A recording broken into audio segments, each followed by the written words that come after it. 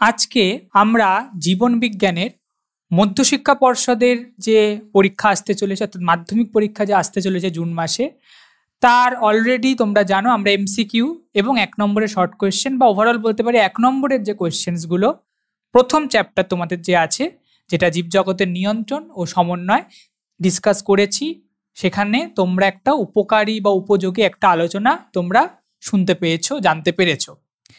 এইবারে আমরা আলোচনা করব, দেখো লেখা আছে জীবজগতের নিয়ন্ত্রণ ও সমন্বয়ে 2 থেকে 3 নম্বরের কিছু কোশ্চেন, যেগুলো সাজেশন হিসেবে তোমাদের দিতে চলেছি, যেগুলো ইম্পর্টেন্ট ফর আপকামিং মাধ্যমিক এক্সামিনেশন। এক্ষেত্রে বলে রাখি, তোমরা অনেকেই ভাবে 3 নম্বর আবার কোত্থেকে এলো বা আরম 2 বা 3 কেন।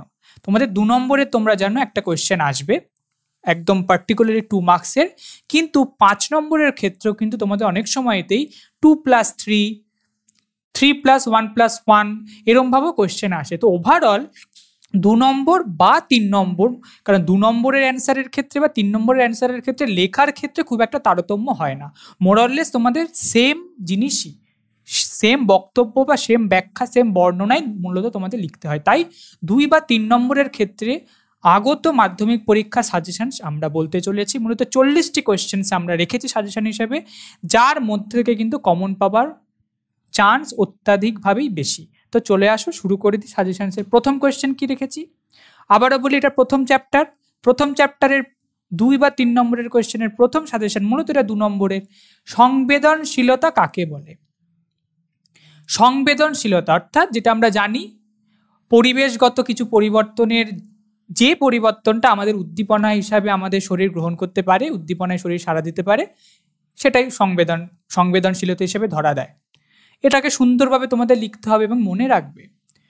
এটা তো সংজ্ঞা, ডেফিনিশন, কাকে বলে যা যা থাকবে, তার সঙ্গে তোমরা যদি কিছু এক্সাম্পল হিসাবে কিছু, যে তোমরা সংবেদনশীলতা উদ্ভিদের ক্ষেত্রে লিখলে, যে কোনো একটা চলনের ক্ষেত্রে তো লিখে দিলে যে উদ্ভিদের ক্ষেত্রে দেখা যায় যে মূল জলের উদ্দীপনার জন্য জলের দিকে ধাবিত হয় মূলটা, এবং কাণ্ড তার বিপরীত দিকে ধাবিত হয়, অর্থাৎ একটা প্রতিকূলবর্তী একটা অনুকূলবর্তী।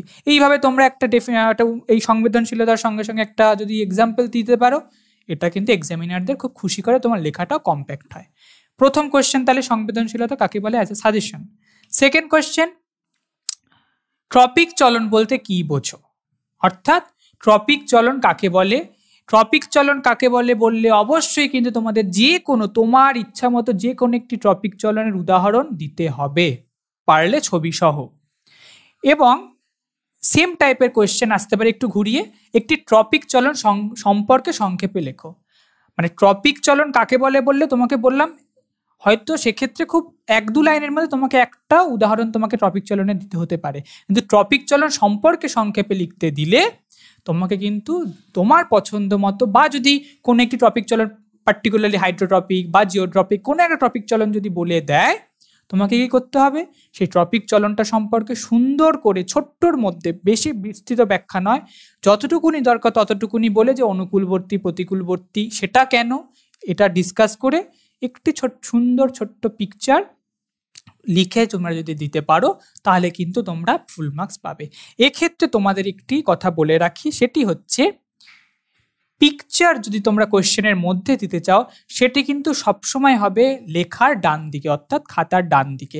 আমি তোমাদের একটা জিনিস এক্সাম্পল দিয়ে বুঝিয়ে দিই, তোমাদের সুবিধা হবে। ধরো তোমরা ট্রপিক চলন, যে একটি ট্রপিক চলন সম্পর্কে সংক্ষেপে লেখো, এই যে কোয়েশ্চেনটি আছে, এই যে সেকেন্ড কোয়েশ্চেনটি আছে, এর উত্তর লিখছো। কিভাবে লিখবে? তোমরা ধরো লিখলে উত্তর লিখছো, এর 2 নম্বরের উত্তর লিখছো, লিখলে ধরো তুমি লিখছো সাপোজ হাইড্রোট্রপিক চলন, রাইট? তুমি হাইড্রোট্রপিক চলন যখন লিখছো, এখানে তুমি এবারে আন্ডারলাইন করে দিলে, তুমি এবারে এখানে হাইড্রোট্রপিক চলন কি চলন, মানে যেটা একটি সম্পর্কে যেটা বললাম সংক্ষেপে ব্যাখ্যা দিলে, এইখানে তোমরা আগের থেকে একটা যদি পিকচার তুমি দিতে চাও তোমার লেখাকে এনরিচ করার জন্য, এখানে আগের থেকে একটি খাতার ডান দিকে তোমরা একটি ছোট্ট খোপ মতো কেটে রাখবে। লেখা শেষ হওয়ার পরে এখানে তোমরা পিকচার যেটা সেটা এঁকে দেবে। এটাই কিন্তু নিয়ম হচ্ছে মাধ্যমিক বা যে কোনো পরীক্ষায় অ্যান্সার লেখার ক্ষেত্রে। 3 নম্বর কোয়েশ্চেন আমরা যেটা রেখেছি সেটা হচ্ছে সিস্পোনেসটি চলন উদাহরণ সহকারে সংক্ষেপে লেখো। খুব খুব ইম্পর্টেন্ট এই কোয়েশ্চেনটি, কিন্তু এবারে খুব অত্যন্ত ইম্পর্টেন্ট, টপিক চলনের মতো এটিও কিন্তু খুব ইম্পর্টেন্ট একটি কোয়েশ্চেন। সিস্পোনেসটি চলন উদাহরণ সহকারে সংক্ষেপে লেখো। সেম একটু আগে তোমাদের যেভাবে লেখাটা ব্যাখ্যা করলাম ঠিক এখানে কিন্তু তোমাদের সেটা সেভাবেই লিখতে হবে। এবং মনে রাখবে সিস্পোনেসটি চলন যখনই লিখবে তোমরা মূলত লজ্জাপতি গাছের পাতার যে মুড়িয়ে যাওয়া সেটাই লিখবে, সেক্ষেত্রে কিন্তু তোমার ওর যে মানে ক্যালসিয়াম আয়নের তারতম্যের জন্য ওর যে কোষের যে রসস্ফীতির যে রসস্ফীতির তারতম্যটা যে সুন্দর করে কিন্তু ব্যাখ্যা করতে হবে, না হলে কিন্তু তোমরা নম্বর পুরোপুরি পাবে না। 4 নম্বর কোয়েশ্চেন হয়েছে ট্রপিক চলন ন্যাস্টিক চলনের পার্থক্য। এটি কিন্তু এবারের জন্য মানে যাকে বলে ভেরি ভেরি ইম্পর্টেন্ট একটি কোয়েশ্চেন। ট্রপিক এবং ন্যাস্টিক চলনের পার্থক্য লেখার ক্ষেত্রে তোমাদের একটা ভুল বলবো না বা একটা খামতি লক্ষ্য করা যায় খুব। তোমরা মূলত কি করো, একদিকে ট্রপিক চলন একদিকে ন্যাস্টিক চলন লিখলে, মাঝে দাগ কাটলে, এবার 1 2 3 4 করে লিখে দিলে নাম্বার হয়তো পাবে, কিন্তু ওই যে বললাম এনরিচমেন্ট একটা দরকার লেখার, কারণ তোমার মাধ্যমিক দিতে যাচ্ছ, পাবলিক পরীক্ষা, এটা একটা এক্সামিনেশন। সেক্ষেত্রে লাইফ সায়েন্সের ক্ষেত্রে মূলত ভাবে যে কোনো পার্থক্য লেখার ক্ষেত্রে 3টে দাগ তোমাদের কাটতে হবে। প্রথম ক্ষেত্রে থাকবে বিষয় বা বৈশিষ্ট্য, তারপরে থাকবে যার মধ্যে, অর্থাৎ এর ক্ষেত্রে বিষয় বৈশিষ্ট্য, তারপরে থাকবে টপিক চলন, তারপরে ন্যাস্টিক চলন। বিষয় বা বৈশিষ্ট্য তোমার লিখতে হবে মানে জিনিসটা কি, মানে তুমি যে পার্থক্যটা 1 নম্বর পয়েন্ট লিখছো তার বেসিকটা কি, কোন বেসিসে তুমি এই পার্থক্যটা লিখছো সেটা ওই বিষয়ের মধ্যে রাখতে হবে। বিভিন্ন তোমরা যদি তোমার যে কোনো বই দেখো, এখন কিন্তু সমস্ত বইতে ওইভাবেই পার্থক্যগুলোকে করা থাকে, কিন্তু তোমরা অনেকেই সেটা লেখো না ওইভাবে, কিন্তু এইভাবেই কিন্তু লিখতে হয় এবং এটি খুব গুরুত্বপূর্ণ প্রশ্ন এ বছরের মাধ্যমিক পরীক্ষার জন্য। 5 নম্বর হচ্ছে হরমোনের 2টি বৈশিষ্ট্য বা কাজ। দুটোই আসতে পারে, বৈশিষ্ট্য আসতে পারে, কাজও আসতে পারে। এক্ষেত্রে প্রশ্নটা মাথায় রাখো, ভালো করে দেখো, হরমোন বলেছি, উদ্ভিদ প্রাণী হরমোন নির্বিশেষে, অর্থাৎ এক্ষেত্রে বৈশিষ্ট্যে তুমি যদি কোনো বৈশিষ্ট্যের রেসপেক্টে কোনো উদাহরণ দিতে চাও তুমি প্রাণী বা উদ্ভিদ হরমোন নির্বিশেষে দিতে পারো। অর্থাৎ তুমি তো ফিডব্যাক নিয়ন্ত্রণ লিখছো, তুমি লিখতেই পারো যে কেউ তোমার হচ্ছে কোষ বিভাজনকে উদ্দীপ্ত করছে, বা কেউ সুপ্তদশাকে ভাঙছে, কেউ সুপ্তদশাকে বজায় রাখতে সাহায্য করছে, এইভাবে তোমার ফিডব্যাক নেগেটিভ পজিটিভ ফিডব্যাক নিয়ন্ত্রিত হচ্ছে। বা তুমি ইনসুলিন গ্লুকাগনের উদাহরণটাও কিন্তু একইভাবে দিতে পারো, কারণ এখানে হরমোন বলে দিয়েছে, গোলানোর কোনো জায়গা নেই, উদ্ভিদ বা প্রাণী নির্দিষ্ট বলেনি, ইন জেনারেল হরমোনের বৈশিষ্ট্য বা কাজ দিয়েছে। তার সঙ্গে যে দ্বিতীয় কোয়েশ্চেনটি আমরা দিয়েছি, সেকেন্ড কোয়েশ্চেন, এটি খুব গুরুত্বপূর্ণ, কৃষিকার্যে হরমোনের ভূমিকা লেখো। অর্থাৎ কৃষিকার্যে হরমোনের ভূমিকা কিন্তু খুব গুরুত্বপূর্ণ, এবং সেক্ষেত্রে যে 2টো পয়েন্ট তোমাদের লেখাটা অত্যন্ত বাঞ্ছনীয়। 1 নম্বর পয়েন্ট হচ্ছে কৃষিকার্যে যে তোমার হচ্ছে যে পার্থেনোকার্পি, এটা কিন্তু তোমরা অবশ্যই লিখবে, এটা কিন্তু খুব গুরুত্বপূর্ণ। কৃষিকার্যে কিন্তু পার্থেনোকার্পির মাধ্যমে, বীজহীন ফল উৎপাদনের মাধ্যমে একটা যে হরমোনের যে গুরুত্বপূর্ণ ভূমিকা সেটা কিন্তু লেখাটা বাঞ্ছনীয়। তাছাড়া অত্যাধিক ফল উৎপাদনে, আগাছা দমন, এগুলো তো রয়েছে, কিন্তু পার্থেনোকার্পি বা পার্থেনোজেনেসিসটা কিন্তু তোমরা মেনশন করবে কৃষিকার্যে হরমোনের ভূমিকা এলে। এরপরে হচ্ছে হরমোন কিভাবে ফিডব্যাক নিয়ন্ত্রণ করে। একটু আগেই যে তোমাদের বৈশিষ্ট্যতে যেটা বললাম, এই অ্যান্সারটা লেখার ক্ষেত্রে কিন্তু অবশ্যই তোমাকে তোমার পছন্দ মতো, যেটা তুমি প্রাণী বা উদ্ভিদ হরমোনের ক্ষেত্রে তোমার যেটা সুবিধা সেই উদাহরণটি দিয়ে সুন্দর করে বোঝাবে। 7 নম্বর হচ্ছে প্রাণী হরমোন উদ্ভিদ হরমোনের 2টি পার্থক্য। এই পার্থক্যটিও কিন্তু খুব গুরুত্বপূর্ণ। এই ক্ষেত্রেও কিন্তু তোমাকে 3টে কলাম করতে হবে, বৈশিষ্ট্য বা বিষয়, তারপরে প্রাণী হরমোন, তারপরে উদ্ভিদ হরমোন বা উদ্ভিদ হরমোন প্রাণী হরমোন, যেটা তোমার সুবিধা, এবং 2টো পার্থক্য। এক্ষেত্রে মনে রাখবে পার্থক্য যখন লিখবে, 2টি পার্থক্য মানে তুমি যদি কনফিডেন্ট হও যে এই 2টো পার্থক্য ইজ একদম ঠিকঠাক, তোমাকে 2 2 কাটার কোনো জায়গা নেই, সেক্ষেত্রে তুমি 2টো পার্থক্যই লেখো, কোনো সমস্যা নেই। কিন্তু তোমার যদি মনে হয় তুমি মনে করছো একটা পার্থক্য লিখছো কিন্তু সেটা একটু সমস্যাজনক বা একটু নড়বড়ে হয়ে গেল, সেক্ষেত্রে তুমি 2টোর জায়গায় 3টে পার্থক্য লিখতেই পারো। কিন্তু 2টো পার্থক্য বললে কখনই 5টা 6টা পার্থক্য আমি লিখে আসবো না, সেক্ষেত্রে কিন্তু মার্কস কাটা হয়তো যাবে না, কিন্তু টিচার যিনি খাতা দেখছেন তিনি কিন্তু একটু হলেও মানে একটা অধৈর্য তার মধ্যে দেখা দিতে পারে। কাজেই দুটো পার্থক্য বলে 3টি লিখতে পারো, কিন্তু কখনোই 5টি 6টি পার্থক্য লিখবো না। যে 3টি লিখবো সেই 3টি বা 2টি হলে 2টি বিশেষ করে একদম সুন্দর করে ঠিকঠাকভাবে লিখবো। তারপরে হচ্ছে হরমোন ও স্নায়ুতন্ত্রের বৈসাদৃশ্য এবং সাদৃশ্য। এটিও কিন্তু খুব গুরুত্বপূর্ণ বলে বিবেচিত হচ্ছে এই বছরের মাধ্যমিক পরীক্ষা বা জুন মাসের মাধ্যমিক পরীক্ষার জন্য। এক্ষেত্রেও কিন্তু তোমাকে সাদৃশ্য বৈসাদৃশ্য তোমাকে আলাদা আলাদা করে দুটো প্যারা বা দুটো ভাগে লিখতে হবে। তুমি প্রথমে যদি মনে হয় সাদৃশ্য লিখলে সাদৃশ্যটা লিখে ফেলো হেডিং দিয়ে, তারপরে বৈসাদৃশ্য মানে পার্থক্য কলাম করে আলাদা টেবিল করে লেখো।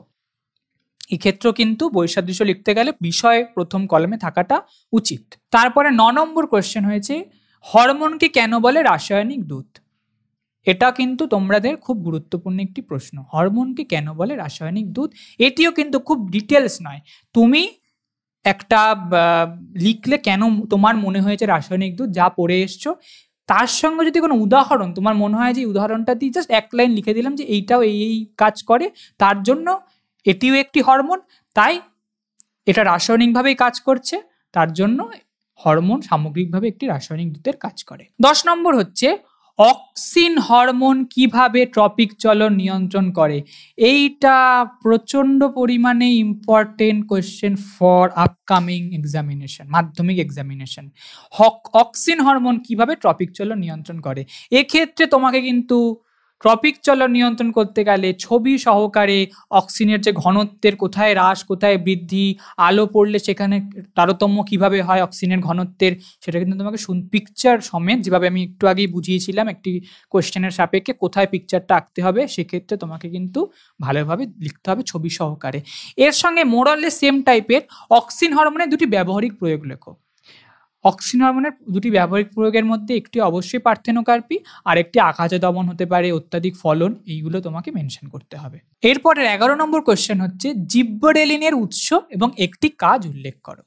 জিব্বেরেলিন হরমোনের উৎস লিখতে হবে এবং যে কোনো তোমার যেটা মনে হয়, এবং অবশ্যই এক্ষেত্রে বলে রাখি যখন একটি বা দুটি কাজ তোমাকে বলে দেবে যে একটি বা দুটি কাজ লেখো, বিশেষ করে এরকম কোয়েশ্চেন উৎস লিখলে একটি বা দুটি কাজ লিখলে প্রথমত তোমাকে কি করতে হবে, প্যারা করে লিখতে হবে। প্রথমে লিখলে জিব্বেরেলিন হরমোনের বা জিব্বেরেলিক অ্যাসিডের, দুভাবেই দিতে পারে, উৎস লিখে দিলে।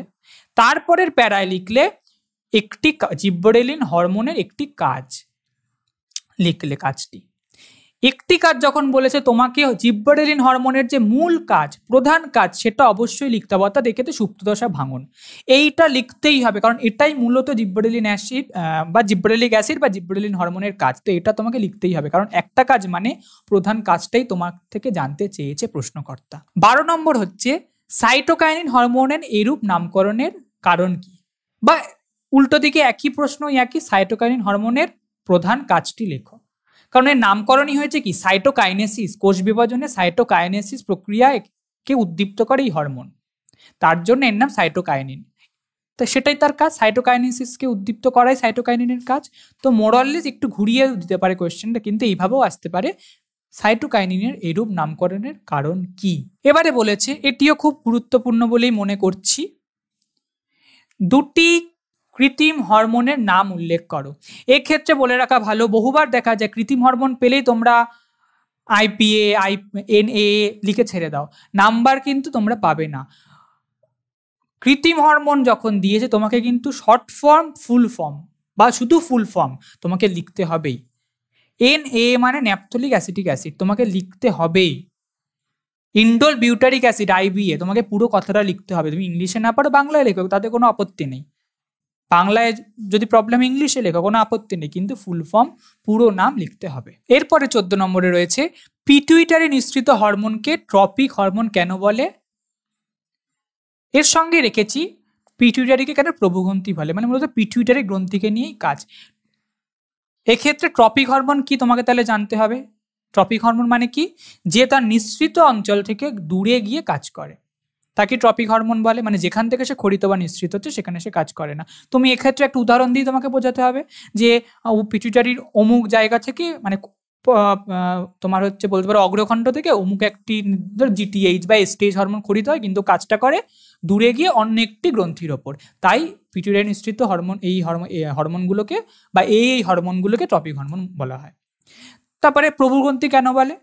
মূলত উত্তরটা একই, কারণ কি ওই ট্রপিক হরমোনগুলো খরিত হয় পিটুইটারি থেকে, কিন্তু তার কাজটা হচ্ছে অন্য গ্রন্থিগুলোকে নিয়ন্ত্রণ করা, তাই পিটুইটারিকে বলা হয় প্রভুগ্রন্থি। এটাই তুমি লিখে দেবে সুন্দর করে, এবং এক্ষেত্রে কিন্তু হরমোনের নামগুলো একটু 2-4টে তোমাকে লিখতে হবে। এরপরে হচ্ছে থাইরক্সিন হরমোনের উৎস এবং কাজ। এক্ষেত্রে একই, প্রথমে উৎস লিখবে প্যারা করে, মানে একসাথে অ্যান্সার দুটো লিখবে না, টিচার যদি বাই চান্স চোখে না পড়ে মার্কস নাও পেতে পারো। এক্ষেত্রে দুটো প্যারা করে সুন্দর করে লিখবে। এক্ষেত্রেও যখন তোমাকে কাজ বলে দিয়েছে, এটা 1+1 হতে পারে, কাজ বা 1+2 হতে পারে, দুটি কাজ তোমাকে তখন লিখতে হবে। নাম্বার দেখেও তোমাকে বুঝে নিতে হবে যে কটা কাজ তোমার লেখা উচিত। 2 নম্বর থাকলে অবশ্যই 3-4টে কাজ লিখবে বা বৈশিষ্ট্য লিখবে যদি বৈশিষ্ট্য আসে। কাজের ক্ষেত্রে তোমাকে কিন্তু প্রথমেই লিখতে হবে তার সব থেকে বড় কাজ বিএমআর নিয়ন্ত্রণ, এবং গ্র্যাজুয়ালি তোমাকে মানে ইম্পর্টেন্ট থেকে আস্তে আস্তে নিচে নামতে হবে। অর্থাৎ 1 নম্বরে কখনোই তুমি এমন একটা কাজ লিখবে না যে কাজটা হয়তো থাইরক্সিন সেকেন্ডারি ভাবে প্রগৌণ মানে সেকেন্ডারিলি বা প্রগৌণভাবে কাজ করে, গৌণভাবে কাজ করে, প্রাথমিক মানে একদম মানে তার সোল কাজ সেটা নয়, সেটা কখনোই 1 নম্বর পয়েন্টে লেখা যাবে না। প্রথমেই তোমাকে লিখতে হবে যেটার জন্য মূলত থাইরক্সিন না থাকলে আমরা সেই সম্মুখীন হবে একটা সমস্যা, যেটা সেই কাজটাই তোমাকে 1 নম্বর পয়েন্টে মেনশন করতে হবে। এরপরে জিটিএইচ কি? এক্ষেত্রে কি মানে তোমরা শুধু ফুল ফর্ম লিখে ছেড়ে দাও, জিটিএইচ মানে গোনাডোট্রপিক হরমোন না। জিটিএইচ কি, জিটিএইচ এর মধ্যে কোন কোন হরমোন পড়ে, পারলে সেই 1-2টো হরমোনের একটু কাজ লিখলে কিন্তু অ্যান্সারটা কমপ্লিট হয়। সেক্ষেত্রে জিটিএইচ কি এবারে মনে হচ্ছে গুরুত্বপূর্ণ কোয়েশ্চেন। এরপরে হচ্ছে খুব ইম্পর্টেন্ট, এটাও এটা মনে হয়েছে, এবং 2টি কোয়েশ্চেন দিয়েছি কারণ 2টি কোয়েশ্চেনের অ্যান্সারই এক। একটা হচ্ছে আপদকালীন হরমোন কোন হরমোনকে কেন বলে, আর একটা অ্যাড্রিনালিন হরমোনের কাজ লেখো। আমরা জানি অ্যাড্রিনালিন হরমোনকে আপদকালীন হরমোন বলে। এইখানে দেখো প্রথমটা যেটা 17 প্রথম ভাগ, কোন হরমোনকে কেন বলে আপদকালীন হরমোন, কোন হরমোন। এখানে কিন্তু তোমার মার্কস ডিস্ট্রিবিউশন আছে হয়তো 1+1 বা 1+2, সেক্ষেত্রে তোমাকে কিন্তু প্রথম প্যারা লিখতে হবে অ্যাড্রিনালিন হরমোনকে বলা হয় আপদকালীন হরমোন, তারপরে সেকেন্ড প্যারা করে লিখবে এটাকে কেন বলা হয় আপদকালীন হরমোন। একবারে সব লিখে দেবে না, টিচার নাম্বার নাও দিতে পারে, না পড়তেও পারেন বেসিক্যালি নাম্বারটা, কারণ হয়তো সে ভাবলো তুমি মানে সেভাবে আলাদা করে মেনশন তুমি অ্যান্সারটা তো করোনি। এবং এই কাজটাই মূলত অ্যাড্রিনালিন হরমোনের মূল কাজ, আপদকালীন সময় রক্তচাপ তারতম্য করে হৃদপাত বাড়িয়ে আমাদের ঘর্মক্ষরণ করে আমাদের স্বাভাবিক অবস্থায় নিয়ে আসা। তো সেক্ষেত্রে 2টো কোয়েশ্চেন কি আমি একই অ্যান্সার বলে এক জায়গায় রেখেছি, এবং এটা গুরুত্বপূর্ণ কোয়েশ্চেন তোমাদের পরীক্ষার জন্য। এর পরেরটাও খুব গুরুত্বপূর্ণ, কারণ মূলত তোমাদের এই কোয়েশ্চেনটা অনেক সময় আসে যে ইস্ট্রোজেন বা টেস্টোস্টেরন হরমোনের কাজ উৎস লেখো, কিন্তু এটা কিন্তু ঘুরিয়ে এভাবে আসার চান্স খুব বেশি। বয়ঃসন্ধিকালীন হরমোনের নাম, উৎস, কাজ লেখো। সেক্ষেত্রে তুমি জানো বয়ঃসন্ধিকালীন হরমোন কি ইস্ট্রোজেন, টেস্টোস্টেরন। তোমাকে লিখতে হয় বয়ঃসন্ধিকালীন পুরুষদের ক্ষেত্রে হরমোন টেস্টোস্টেরন, নাম হয়ে গেল, 1 নম্বর পেয়ে গেলে। উৎস লিখে দিলে পেয়ে গেলে, কাজ হয়ে গেল, তাহলে একটা হরমোনের 3টে পার্ট শেষ হয়ে গেল। এবারে সেকেন্ড হরমোন মানে তোমার যা যা মনে হয়, যা যা অ্যান্সার হবে, মানে আপদকালীন মাফ করবে বয়ঃসন্ধিকালীন হরমোন যা যা এইভাবে মানে একটা সেট কমপ্লিট করে তারপরে আরেকটা সেট ধরবে, এরকম না টেস্টোস্টেরনের নাম লিখলে তারপরে তুমি লিখে দিলে আরেকটা হরমোনের নাম, তারপরে আবার দুজনের উৎস, না, একটা করে সেট কমপ্লিট করো তারপরে সেকেন্ড সেট ধরো। তো এইটা 19 নম্বর কোয়েশ্চেন। 20 নম্বর কোয়েশ্চেন হচ্ছে অগ্নাশয়কে কেন মিশ্র গ্রন্থি বলে, বা আসতে পারে থাইরয়েডকে কেন অন্তঃক্ষরা গ্রন্থি বলে। দুক্ষেত্রে কিন্তু তোমাদের সুন্দর করে লিখতে হবে যে মিশ্র গ্রন্থি কেন, অগ্নাশয়ের 2টো পার্ট, অন্তঃক্ষরা বহিঃক্ষরা 2টো পার্ট, 2টো পার্টেরই কি কাজ সেটা তোমাদের মেনশন করতে হবে, বা থাইরয়েডকে কেন অন্তঃক্ষরা গ্রন্থি বলে সেটাও কিন্তু কেন বলে সেটা তোমাদের মেনশন করতে হবে। 21 নম্বর ডায়াবেটিস মেলিটাস ডায়াবেটিস ইনসিপিটাসের মধ্যে পার্থক্য করো। এটাও কিন্তু এবছরের খুব ইম্পর্টেন্ট কোয়েশ্চেন বলেই মনে হচ্ছে। এক্ষেত্রেও কিন্তু 3টে কলাম করে তোমাদের পার্থক্যটা লিখতে হবে। এরপরে হচ্ছে স্নায়ু গ্রন্থি কাকে বলে বা বলতে কি বোঝো, অর্থাৎ গ্যাংলিয়ান। গ্যাংলিয়ান না বলে মূলত কিন্তু স্নায়ু গ্রন্থি হিসাবে প্রশ্নটা আসতে পারে। সেক্ষেত্রে তোমাকে কিন্তু ছবি, এই জাতীয় প্রশ্নের ক্ষেত্রে কিন্তু ছবি একদম যাকে বলে দিতেই হবে, ছবি না দিলে কিন্তু নম্বর তুমি পাবে না। এইসব প্রশ্নের ক্ষেত্রে কিন্তু ছবি হচ্ছে মাস্ট, ছবি কিন্তু তোমাকে দিতেই হবে। এইবারে হচ্ছে অ্যাকশন এবং ডেনড্রনের কার্যগত এবং গঠনগত পার্থক্য নিরূপণ করো। এক্ষেত্রে তোমাকে একটা জিনিস বলে রাখা ভালো, এই যে কার্যগত গঠনগত একটু যে বিষয় বললাম 3টে কলাম করবে, প্রথমে বিষয়, তারপরে অ্যাকশন, তারপরে ডেনড্রন বা তারপরে ডেনড্রন অ্যাকশন। বিষয়টা যে প্রথমে রাখছো সেক্ষেত্রে তোমাকে বিষয়ের মধ্যে মেনশন করতে হবে গঠনগত, এইবারে গঠনগত কি পার্থক্য তুমি পাও লিখলে, তারপরে কার্যগত হবে, কার্যগতর বলে তুমি কি কি পার্থক্য পাও তুমি লিখলে। এইভাবে কমপ্লিট করতে হবে, অ্যান্সারটা সুন্দর করে এনরিচড করতে হবে তোমার অ্যান্সার। এরপরের প্রশ্ন দেখো, লঘু মস্তিষ্কের 2টি কাজ উল্লেখ করো। এক্ষেত্রে অবশ্যই প্রথমে তোমাকে লিখতেই হবে প্রথম ইম্পর্টেন্ট কাজটা ফার্স্টেই যে তারতম্য, আমাদের যে ভারসাম্য সেটা নিয়ন্ত্রণ করে। তো যেটা বললাম প্রথমে ইম্পর্টেন্ট ফাংশনটা, ইম্পর্টেন্ট কাজটা বা ইম্পর্টেন্ট বৈশিষ্ট্য যেটা হবে, ইম্পর্টেন্টটা তোমাকে 1 নম্বর পয়েন্টেই রাখতে হবে, সেটাই চেষ্টা করবে। এরপরে পশ্চাৎ মস্তিষ্কের কার্যক্রিয়া লেখো। পশ্চাৎ মস্তিষ্কের কার্যক্রিয়াটাও কিন্তু এবারে ইম্পর্টেন্ট বলেই মনে হচ্ছে। পশ্চাৎ মস্তিষ্কের কার্যক্রিয়া লেখো। এক্ষেত্রে কিন্তু তোমাকে হয়তো 2 নম্বর জন্য এই কোশ্চেনটা মূলত আছে, 2 মার্কসের জন্য। সেক্ষেত্রে কিন্তু তোমাকে বলে দেয়নি 2টি বা 3টি, তোমাকে 2 নম্বরের জন্য মিনিমাম 4টে কি 3টে কাজ কিন্তু লিখতে হবে। এরপরে সিএসএফ কি এর কাজ লেখো। সিএসএফ কি মানে কিন্তু তোমাকে প্রপার ডেফিনেশন, শুধু সিএসএফ কি সেরিব্রোস্পাইনাল ফ্লুইড লিখে দিলাম হবে, কিন্তু ওই যে বলে না যে এনরিচ, যেটা বারবার বলছি যে একটা মাধ্যমিক পরীক্ষার জন্য লেখাটা এনরিচড হয়, এনরিচড করতে গেলে কিন্তু সিএসএফ এর প্রপার ডেফিনেশন তোমাকে মুখস্থ করে বা পড়ে বুঝে নিজের ভাষায় সিএসএফ কি লিখতে হবে উইথ ফুল ফর্ম। আর এর কাজ আর একটা প্যারা করে এবার এর কাজ লিখে দেবে, কি কাজ মূলত করে, তাহলেই তোমার ফুল মার্কস হাতে চলে আসছে। এটা কিন্তু 1+1 বা 1+2 বা 2+1-এও আসতে পারে। এরপরে হচ্ছে সুষুম্না কাণ্ডে 2টি কাজ উল্লেখ করে। এক্ষেত্রে যেটা বলবো, প্রথম কাজটা যেন ইম্পর্টেন্ট কাজটাই 1 নম্বর পয়েন্টে থাকে। তো সুষুম্না কাণ্ডের কাজও কিন্তু গুরুত্বপূর্ণ, এবং সেক্ষেত্রে প্রতিপত্র ক্রিয়া যে সুষুম্না কাণ্ড মূলত মানে সুষুম্না কাণ্ডই অংশগ্রহণ করে, প্রতিপত্র ক্রিয়ার ক্ষেত্রে সেটা কিন্তু মেনশন করতেই হবে। এরপরে হচ্ছে প্রতিপত্র ক্রিয়া কাকে বলে, ডেফিনেশন। প্রতিপত্র ক্রিয়ার ডেফিনেশনের সাথে সাথে তুমি যদি একটি উদাহরণ অবশ্যই তোমাকে দিয়ে বুঝিয়ে দিতে হবে যে কিভাবে প্রতিপত্র ক্রিয়াটা পরিচালিত হয়। এনিথিং মানে তোমাকে ছবি আঁকতে নাও দরকার নেই, কিন্তু উদাহরণ মানে পুরো গ্রাহক থেকে শুরু করে মানে একদম রিলে সেন্টার থেকে শুরু করে আবার কিভাবে কারক অঙ্গে প্রতিপত্র ক্রিয়া বা সেই চাপটা আসছে, যাওয়া আসা করছে, সেটা কিন্তু তোমাকে একটা উদাহরণ দিয়ে বোঝাতে হবে, নাহলে ফুল মার্কস পাবে না।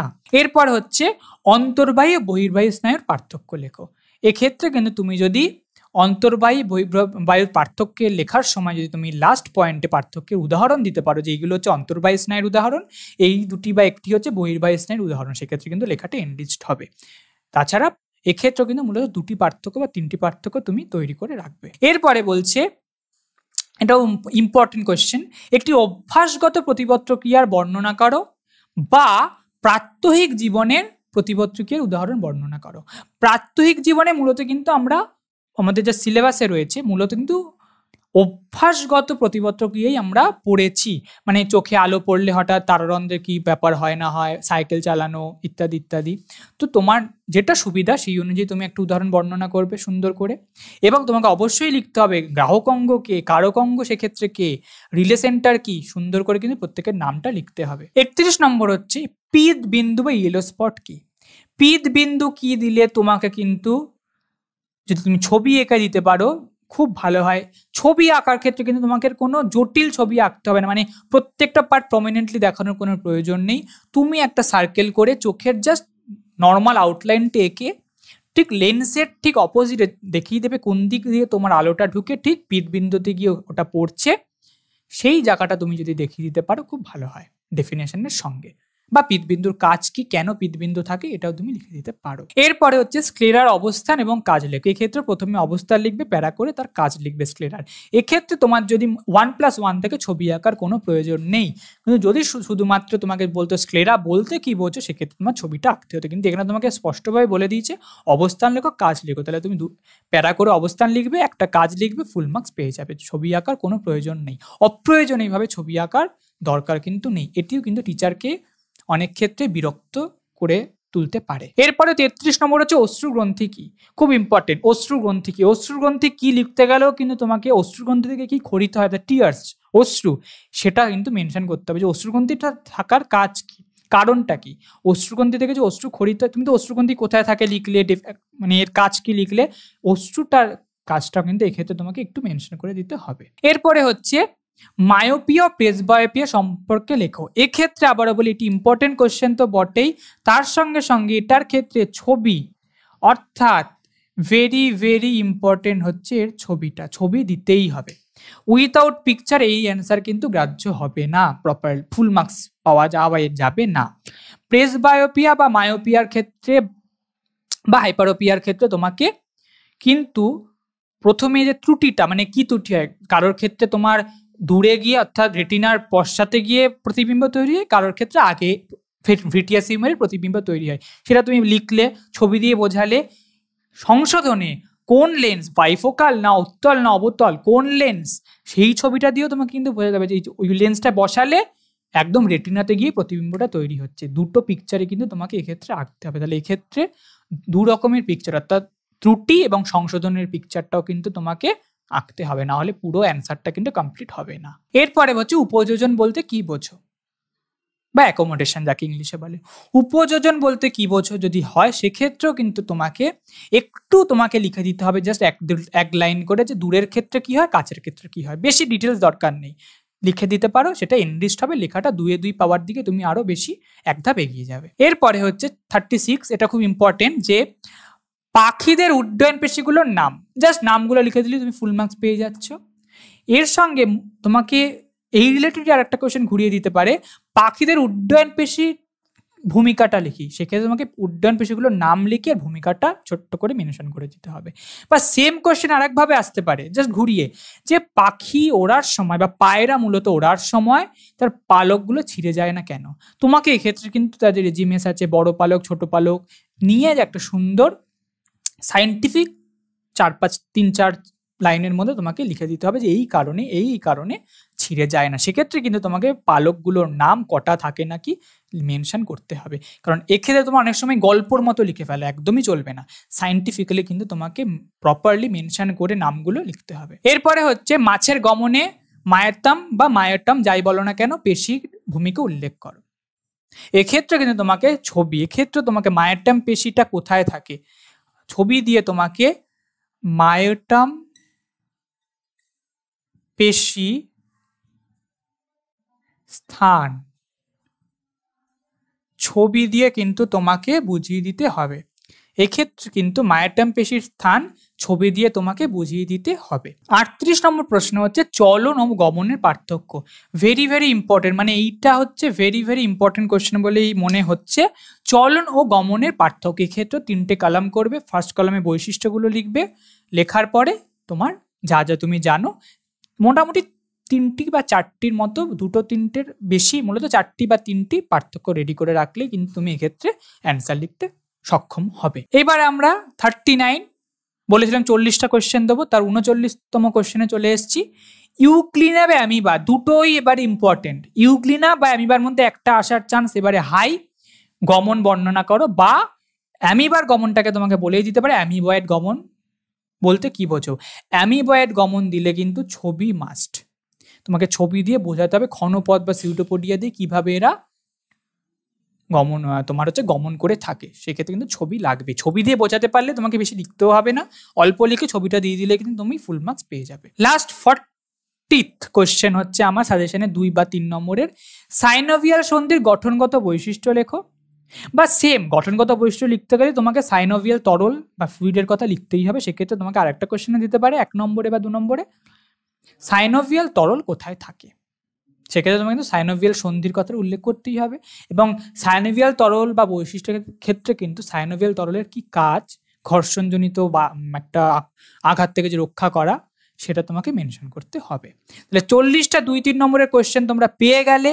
এর মধ্যে আশা করি তোমরা ভালোভাবে তৈরি করলে, বা একটু একটু যদি প্রশ্ন ঘুরিয়ে দেয়, মূলত এর মধ্যেই থাকবে 2 বা 3, মানে মূলত 2 নম্বর, এবং 5-এর ক্ষেত্রে যে 2+3 বা 3+1+1 করে যে দেয়, সেক্ষেত্রে কিন্তু এর থেকে তোমরা কমন পাবে, এই আশা রাখছি। এইবারে আমরা চলে আসি লাস্ট ফেজে, চিত্রাঙ্কন। 5 মার্কসে যে তোমার যে ছবি আসে, ছবি মূলত আমি ফার্স্ট চ্যাপ্টার থেকে 2টো তোমাদের জন্য রেখেছি। একটা হচ্ছে আদর্শ নিউরনের বিভিন্ন, মানে আদর্শ নিউরন এঁকে তার বিভিন্ন অংশগুলো তোমাকে ড্র করতে হবে। অনেক সময় তোমাকে মূলত বলে দিল ডেনড্রাইট, নিজেল দানা, মায়োলিন সিদ, নিউরিলেমা বা প্রান্তপুরুষ বা সাইন্যাপটিক নবস, বা পুরোটাই তোমাকে আঁকতে হবে পুরোটাই। এবারে তোমাকে যে যে জায়গাগুলো মেনশন করে দেবে সেগুলো তোমাকে চিহ্নিত করতে হবে। চিহ্নিতটা করার সময় কিন্তু অনেকে অনেক কিছু, অনেক সময় একটা তোমাদের কনফিউশন তৈরি হয়। কেউ বলে তোমার সুবিধা মতো ডান দিক বা দিক ওপর নিচ করে তুমি, মানে সাপোজ ধরো একটা ছবি, আমি একটা জাস্ট আমি ডেমো দিচ্ছি, ধরো আমি এটা আঁকলাম, একে তুমি এবারে এদিকে এদিকে একটা লিখলে, এদিকে একটা লিখলে, এদিকে একটা লিখলে, এদিকে একটা লিখলে, এখানে একটা লিখলে, অর্থাৎ উপর নিচ ডান দিক বাঁ দিক চারিদিকে তুমি মেনশন করছে হচ্ছে তোমাকে যা যা জায়গা চিহ্নিত করতে বলেছে। এটা কিন্তু দেখতে খুব খারাপ লাগে। তাই আমি সাজেস্ট করব তোমাদের, যখন একটা ছবি তুমি আঁকছো, ছবিটা এঁকে এইরকম না করে একটা বক্স করবে, বক্সের মধ্যে তুমি ছবিটা সুন্দর করে আঁকো। আমি জাস্ট ডেমো দিচ্ছি, খুব সুন্দর করে আমি ছবিটা আঁকছি না, কারণ এগুলো সময় সাপেক্ষ ব্যাপার। অবশ্যই ছবি আঁকার জন্য তোমরা একটু হাতে সময় নেবে, কারণ ছবিটা হচ্ছে তোমার বারবার তুমি যদি ইরেজার দিয়ে মোছো, তোমার মোছার সময় কিন্তু খারাপ হয়ে যেতে পারে। তুমি এবারে এখানে ধরো নিউরনই আঁকে, ডেনড্রাইট করে দিলে। এই ক্ষেত্রে তুমি এইবারে এইখানে এটা ডেনড্রাইট, এখানে তুমি নিজেল দানা, এখানে যা যা আছে একদিকে তুমি যদি মার্কিংটা করো, এবং নিচে অবশ্যই তোমাকে লিখতে হবে চিত্র আদর্শ নিউরন। অবশ্যই ছবিটা আদর্শ নিউরনের মতো হয়নি, কারণ আমি এটা ডেমো দিচ্ছি, বুঝতেই পারছো তোমরা জানো সুন্দর করে কি করে আঁকতে হয়। আদর্শ এই কথাটাও লিখতে হবে। এটা হচ্ছে কমপ্লিট অ্যান্সার, এবং 5-এ 5 পাওয়া থেকে তোমাকে কেউ আটকাতে পারবে না, এবং তোমার নিজেরও দেখতে ভালো লাগবে। আরেকটি হচ্ছে প্রতিবর্ত চাপ বা পথের চিত্র অঙ্কন করে এর যে যে অংশ তোমার মানে সেন্সারি হোক, আজ্ঞাবহ হোক, সংজ্ঞাবহ নিউরন হোক, বা তোমার ধূসর বস্তু শ্বেত বস্তু হোক, বা নিউরোসিল অঞ্চল হোক, তোমাকে দেখাতে বলতে পারে, সেক্ষেত্রে দেখাতে হবে। এক্ষেত্রেও বলবো ঠিক যেভাবে একটু আগে আমি নিউরনের ক্ষেত্রে দেখালাম, যেভাবে আঁকতে বললাম সেভাবে কিন্তু একটি বক্সে এঁকে নিচে প্রতিবর্ত পথের চিত্র বলে লিখে, এবং যে কোনো একদিন ডান দিক হোক বা দিক তোমার যেটা সুইটেবল মনে হয় তোমার আঁকা অনুযায়ী, সেক্ষেত্রে কিন্তু একদিকেই সমস্ত যে অংশগুলো চিহ্নিতকরণ করবে, লেবেলিংটা করবে। এই দুটো ছবি কিন্তু এবারে very very important from first chapter. আমরা মূলত তাহলে 2 বা 3 নম্বরের কোশ্চেন এবং ফার্স্ট চ্যাপ্টার থেকে চিত্রাঙ্কন ড্রয়িং কি হতে পারে কিছু কিছু উত্তর আমি একটু ডিসকাস করলাম। মূলত কিভাবে লিখতে হয়, যেটা তোমরা খুব কনফিউজিং একটা পরিস্থিতিতে পড়ো, বা ছবি কিভাবে আঁকতে হয় আমি ডিসকাস করে দিলাম। আশা করি এর মধ্যেই তোমরা কমন পাবে, এবং এই সাজেশনগুলো কোশ্চেনের ক্ষেত্রে হোক বা অ্যান্সার লেখার ক্ষেত্রে হোক, ছবি আঁকার ক্ষেত্রে হোক, তোমরা যদি প্রপারলি বুঝতে পারো তাহলে কিন্তু তোমরা ভালো নম্বর পাবে। এবং আবারও বলছি, যদি বোঝার ক্ষেত্রে কোনো রকম অসুবিধার সম্মুখীন তোমরা হও, তোমরা ফ্রিলি লাইভ ক্লাসে জয়েন করতে পারো, এবং যা যা এই ক্ষেত্রে হোক বা তোমাদের ফার্স্ট চ্যাপ্টার বা any chapter of life science মাধ্যমিকের ক্ষেত্রে যা সমস্যা, সেই সমস্যার সমাধান কিন্তু আমার কাছে রয়েছে। শুধু তোমাদের একটাই কাজ করতে হবে, সেক্ষেত্রে লাইভ ক্লাসে জয়েন করতে হবে। ধন্যবাদ।